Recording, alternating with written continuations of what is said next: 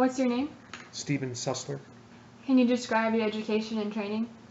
I completed my Bachelor of Science degree in chemistry at the University of Illinois in Champaign, went on to medical school at the University of Illinois in Chicago.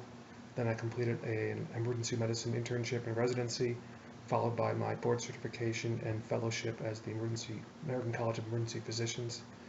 I've been practicing as an emergency physician for about 30 years now, the last 20 here in South Bend, and the last 10 of those I've been the department chairman and the medical director for the emergency department at St. Joseph's Regional Medical Center here in South Bend and also in Plymouth.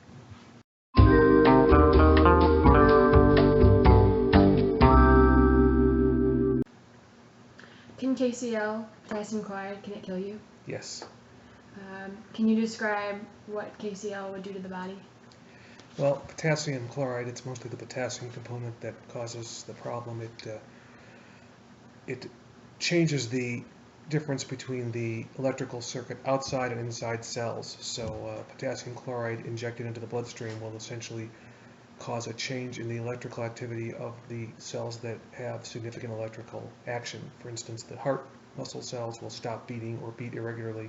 The nerves will stop firing. So essentially what usually happens is it stops you from being able to breathe because all your muscles stop and your heart stops beating. Do you know what it's commonly used for? It actually can be used intentionally to cause death in animals for euthanasia or mercy killing of animals. So would veterinarians have it around in their clinic? Yes. Would it be regulated in their clinic?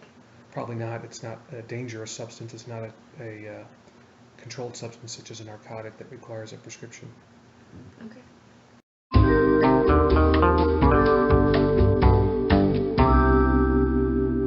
How much potassium chloride would you need to kill a person? Wouldn't take a large amount, depending on how concentrated the solution is. So how many, cc's would you say? It'd probably be 5 cc's, maybe 10. Okay, and would it have to be highly concentrated or fairly concentrated? It would have to be fairly concentrated and injected. It wouldn't be likely to do any harm just by mouth, unless it would take days by mouth. Would it be hard to sneak it into a public place like school? I wouldn't think so. It wouldn't take a large amount. It's like salt, essentially. So you can either take it in dry, like a teaspoon, or in a syringe or a vial, about 5 to 10 cc's. Okay, so the size of the syringe would be? Again, about 5 to 10 cc's, not very large.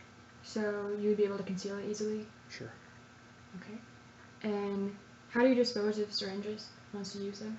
Well, normally we have a box that has essentially a mechanism that keeps you from taking stuff out once you put it in. So we put syringes and used needles in there.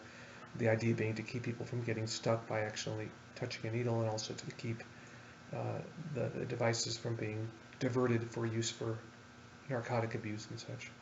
So they wouldn't just be lying around the vet, they have to be disposed of? Once they're used, no, they wouldn't be lying around. Okay.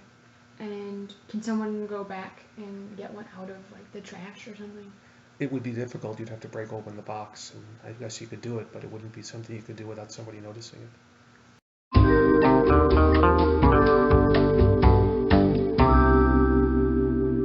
So the suspect that we're prosecuting was taking a class called Human Body Systems, and the unit that they were on was muscle contractions. Would this unit help them commit the murder?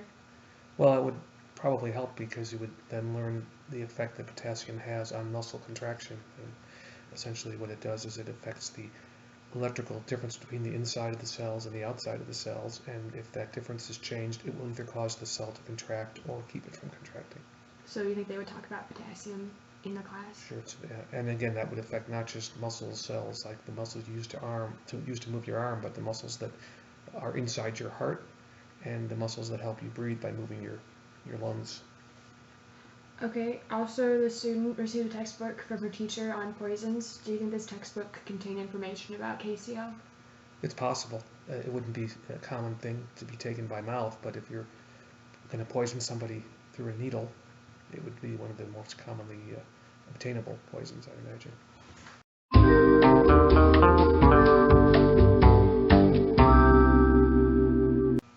So the victim went to the doctor 3 days before the murder, and her temperature taken at the time was 101.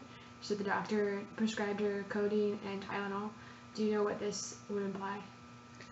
Well, the codeine wouldn't have any effect on the temperature, but the Tylenol will bring the body temperature closer to normal. If the patient self-described herself as better the day of the murder, is it reasonable to assume that her temperature was closer to a range of 99 and 98.6? Yeah, usually if somebody's got a high temperature, they're not going to feel very well, and so as the temperature comes back close to normal, you would expect the patient to feel better. Okay, and if when the person injected KCl into her system, would it interact with the codeine and Tylenol to affect her temperature or anything about that at all? I don't think there should be any difference, and it shouldn't have any effect on the body temperature at all. Or in the codeine and the acetaminophen or Tylenol wouldn't interact with the potassium at all.